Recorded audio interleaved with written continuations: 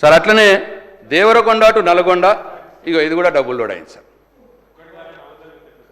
ఇవి సార్ వారు ఒక్కటి కూడా కాలేదన్న మాట చెప్పినారు సార్, అది అవాస్తవం సార్. రికార్డు సెట్ చేయాలని చెప్పి తమరికి నేను కోరుతా ఉన్నా సార్.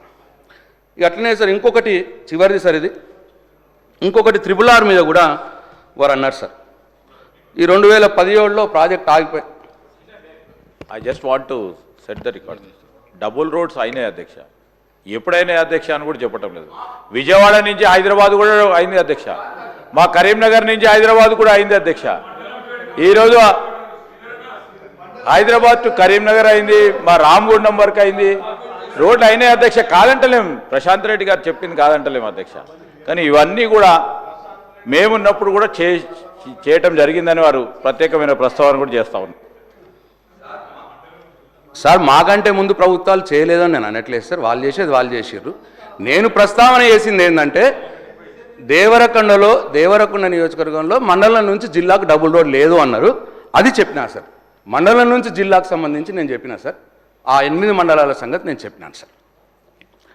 అట్లనే సార్ RRR విషయంలో 2017లో ప్రాజెక్ట్ ఆగిపోయింది అన్నారు సార్.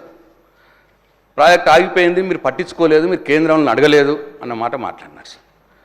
సార్ యాక్చువల్గా RRR ప్రాజెక్టుకి సృష్టికర్త, దాని అంకురార్పణ, దాని ఆలోచన చేసిందే కేసీఆర్ గారు సార్. అప్పుడు తుమ్మల గారు కూడా దాని విషయంలో కేసీఆర్ గారితో పాటు ఢిల్లీకి పోయినారు సార్ చాలాసార్లు.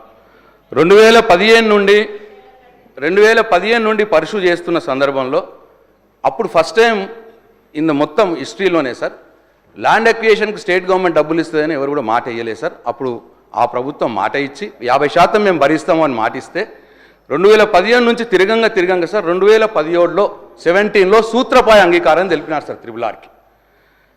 2017లో సూత్రపాయ అంగీకారం తెలిపి నార్థన్ RRRకి సార్, ఉత్తర భాగానికి. అసలు స్టార్ట్ అయిందే 2017లో సార్, వాళ్ళ అంగీకారం తెలిపింది 2017లోనే ఆగిపోయిందని వారన్నారు సార్.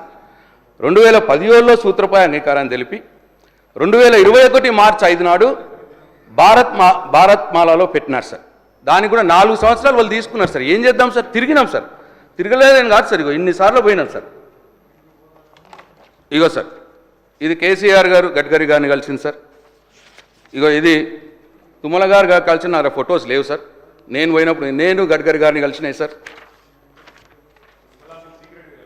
అట్లనే కేసీఆర్ గారు నేను కలిపి గడ్కరీ గారిని కలిసినాం సార్.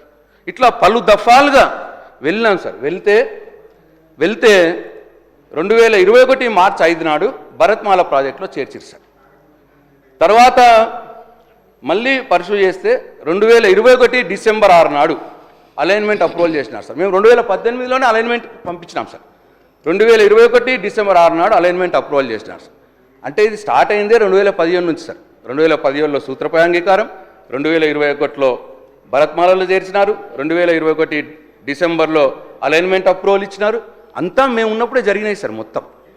అయితే తర్వాత ఏమైంది సార్, వాళ్ళు పేచీ పెట్టారు. మీరు ల్యాండ్ 50% ఇస్తామన్నారు కదా, 4000 కోట్లు అయితే ల్యాండ్కు 2000 కోట్లు డిపాజిట్ చేయరు అన్నారు. 2000 కోట్లు డిపాజిట్ ఎందుకు ఇస్తామండి, ఈ ల్యాండ్ మీరు ఎట్లా అక్వైర్ చేస్తే అట్లా మీరు ఇవ్వండి, మేము ఇస్తామని మాట మాట్లాడి ఆ పర్సూ చేస్తే సంవత్సరం పట్టింది సార్. మేము 100 కోట్ల డిపాజిట్ కూడా చేసినాం సార్. చేసి సార్ సెప్టెంబర్ 22 నుంచి సెప్టెంబర్ 23 మట్టుకు 1 ఇయర్లో 4 జిల్లాలకు 4 ల్యాండ్ అక్విజిషన్ ఆఫీసర్లను పెట్టి ఆ ల్యాండ్ అక్విజిషన్ ప్రాసెస్ ఉంటుంది sir. 3A 3 small A 3 big A అని ఉంటుంది సార్. ఆ ప్రాసెస్ అంటే ఏంది, సర్వే నంబర్లు, ఏరియాలు అన్నీ కూడా ఎకరాల విస్తీర్ణం అన్నీ కూడా ఫైనల్ చేసి 3D నోటిఫికేషన్ కూడా సార్ 80% భూములకు 3D నోటిఫికేషన్ కూడా ఇచ్చినాం సార్ మేము ఉన్నప్పుడు. తర్వాత ఎలక్షన్లు వచ్చినాయి సార్. ఇప్పుడు 15 నెలలు అయింది సార్. 15 నెలల్లో ఇప్పటికీ సార్ 1 ఎకరం కూడా భూసేకరణ జరగలేదు సార్. ఒక్క రైతుకు 1 రూపాయి కూడా ఇవ్వలేదు సార్ ఇప్పటికి, ఈ రోజు మట్టికి సార్. అట్లనే ఏమైంది, మధ్యలో వాళ్ళు టెండర్ పిలిచినారు సార్. టెండర్ పిలిచిన రోజు ఎప్పుడు డిసెంబర్